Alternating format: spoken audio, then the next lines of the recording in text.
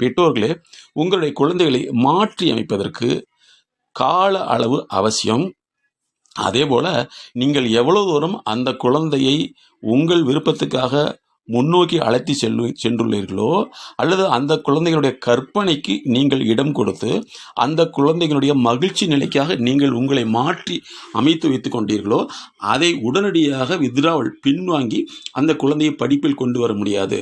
அதற்கான கால அளவு அவசியம்.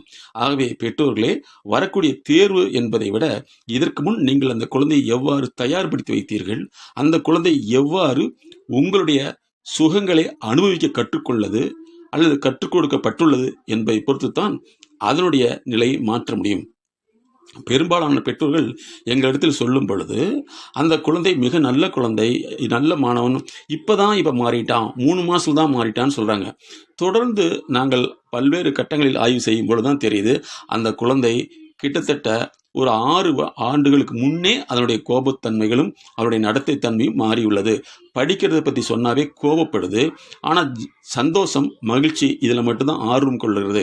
இதற்கு எதிராக பெற்றோர்கள் பேசினால் அவர்கள் மீது கோபம் கொள்கிறது, அந்த பெற்றோர்களை எடுத்திருந்து பேசுகிறது, மரியாதை இல்லாமல் வழி நடத்துகிறது என்று சொல்கிறார்கள். அப்படி பார்க்கும் பொழுது ஒரு குழந்தையினுடைய அறிவு பாதை, அவருடைய நடத்தை பாதை, அவருடைய இன்பத்தை தேடும் அல்லது இன்பத்தை நிலைத்திருக்கும் தன்மை எவ்வாறு உள்ளது என்பதை பகுப்பாய்வு செய்துதான் அவர்களை மாற்ற முடியும். அவர்களை மாற்றுவதற்கு பெரும்பாலான குழந்தைகள் ஏற்றுக்கொள்ள விரும்புவதில்லை, மாற்றத்தை விரும்புவதில்லை. என்னை எங்கேயுமே கூப்பிடாதீங்க, நான் நல்லா தான் இருக்கேன்னு சொல்லி அந்த குழந்தைகள் பெற்றோரை புறக்கணிக்கும் பொழுது தான் இவர்கள் வருத்தப்படுறாங்க.